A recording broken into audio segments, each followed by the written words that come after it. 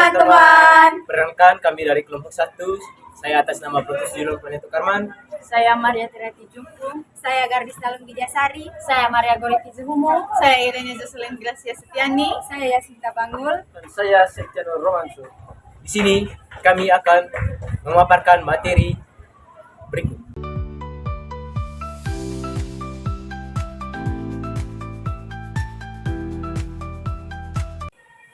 Pasal 4 ayat 1 UUD NRI tahun 1945 menyatakan Presiden Republik Indonesia merupakan pemegang kekuasaan pemerintahan menurut Undang-Undang Dasar.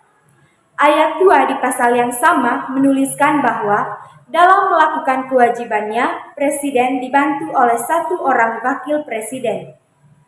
Pada pasal 7 UUD NRI tahun 1945 dinyatakan bahwa Presiden dan Wakil Presiden memegang jabatan selama 5 tahun dan sesudahnya dapat dipilih kembali dalam jabatan yang sama hanya untuk 1 kali masa jabatan. UUD NRI tahun 1945 tidak menyebutkan bahwa sistem pemerintahan Negara Kesatuan Republik Indonesia adalah sistem presidensial. Sekalipun demikian, prinsip bahwa Negara Kesatuan Republik Indonesia menganut sistem presidensial dapat diketahui dari ketentuan-ketentuan dalam UUD NRI tahun 1945.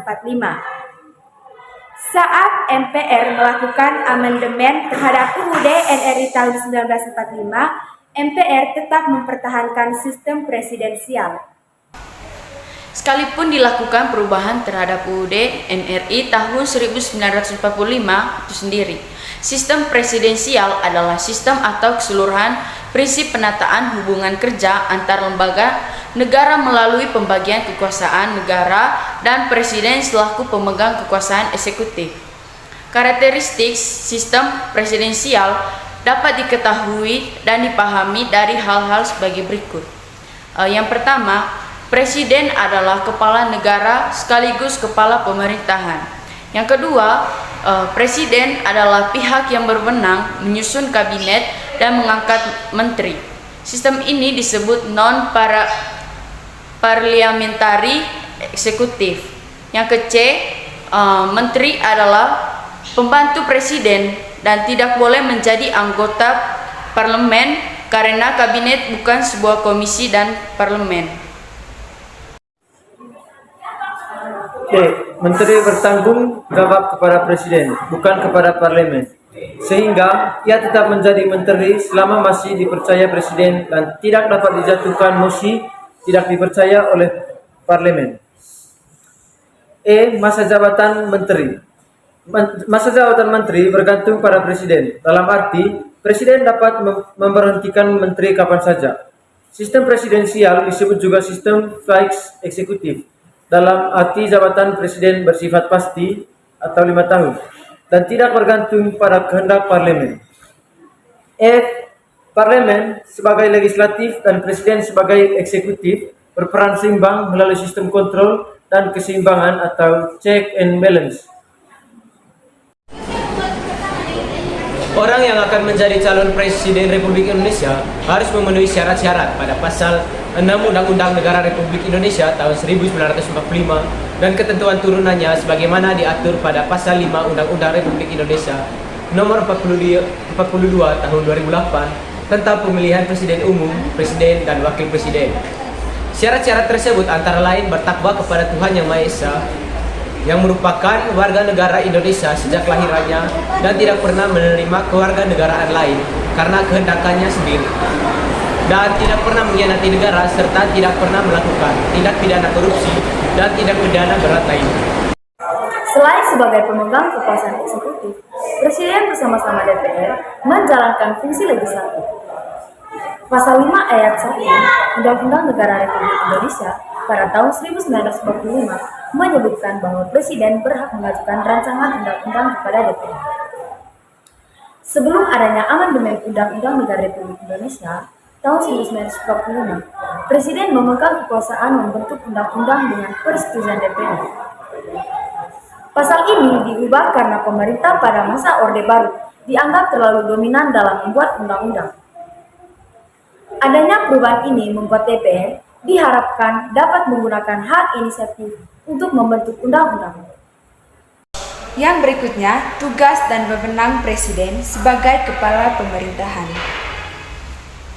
1. Presiden berhak mengajukan rancangan undang-undang kepada Dewan Perwakilan Rakyat atau yang biasa disebut dengan DPR pada pasal 5 ayat 1. 2.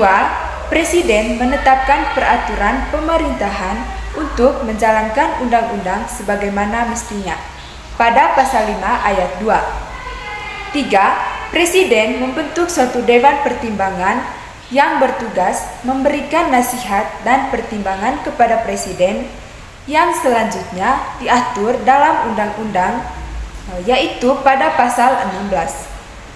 4. Presiden mengangkat dan memberhentikan menteri-menteri pada pasal 17 ayat 2. 5. Presiden mengesahkan rancangan undang-undang yang telah disetujui bersama untuk menjadi undang-undang pada pasal 20 ayat 4. 6. Mahkamah Konstitusi mempunyai 9 orang anggota hakim konstitusi yang ditetapkan oleh Presiden yang diajukan masing-masing 3 orang oleh Mahkamah Agung, 3 orang oleh Dewan Perwakilan Rakyat, dan 3 orang oleh Presiden, yaitu pada pasal 24C ayat 3. Tugas dan wewenang Presiden sebagai Kepala Negara. 1. Presiden memegang kekuasaan tertinggi atas Angkatan Darat, Angkatan Laut, dan Angkatan Udara yang ada pada pasal 10. 2. Presiden dengan persetujuan DPR menyatakan perang, membuat perdamaian dan perjanjian dengan negara lain yang ada pada pasal 11 ayat 1. 3. Presiden menyatakan keadaan bahaya. Syarat-syarat dan akibatnya keadaan bahaya ditetapkan dengan undang-undang pada pasal 12. 4. Presiden mengangkat duta dan konsul yang ada pada pasal 13 ayat 1. 5. Presiden memberikan garansi dan rehabilitasi dengan memperhatikan pertimbangan MA pada pasal 14 ayat 1. 6. Presiden memberikan amnesti dan abolisi dengan memperhatikan pertimbangan DPR pada pasal 14 ayat 2. 7. Presiden memberikan gelar, tanda jasa, dan lain-lain tanda kehormatan yang diatur dengan undang-undang yang ada pada pasal 15.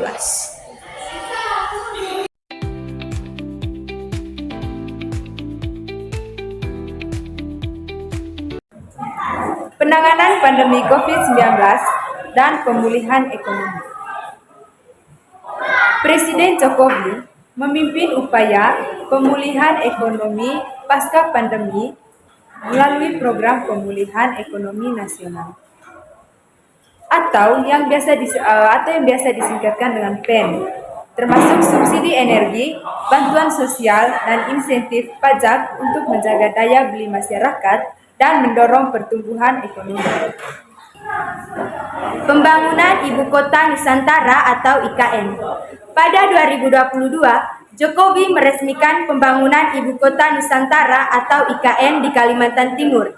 Proyek ini bertujuan untuk pemerataan pembangunan dan mengurangi beban Jakarta. Pada 2024, infrastruktur dasar seperti jalan utama dan kantor pemerintahan mulai dibangun. Hilarisasi sumber daya alam.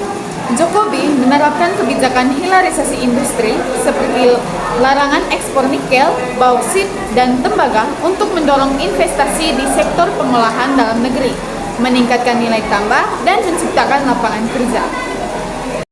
Presidensi G20 Indonesia 2022 dan KTT ASEAN 2023. Indonesia menjadi tuan rumah KTT G20 di Bali pada tahun 2022, di mana Jokowi memimpin pembahasan pemulihan ekonomi global dan transisi energi. Pada 2023, Indonesia juga memimpin KTT ASEAN memperkuat kerjasama ekonomi dan stabilitas kawasan. Pembangunan infrastruktur strategis. Jokowi terus mendorong pembangunan jalan tol, bendungan, dan jalur kereta api. Salah satu pencapaian besar adalah peresmian kereta cepat Jakarta-Bandung pada tahun 2023 yang terjadi kereta cepat pertama di Asia Tenggara. Yang keenam, kunjungan diplomasi ke Ukraina dan Rusia tahun 2022. Jokowi melakukan kunjungan ke Ukraina dan Rusia di tengah perang untuk menyerukan perdamaian dan menjaga stabilitas rantai pasok pangan global, terutama ekspor gandum. Netralitas dan kelancaran pemilu 2024. Menjelang pemilu 2024, Jokowi memastikan transisi kepemimpinan berjalan demokratis dan damai, serta mengamankan netralitas aparat negara dalam penyelenggaraan pemilu.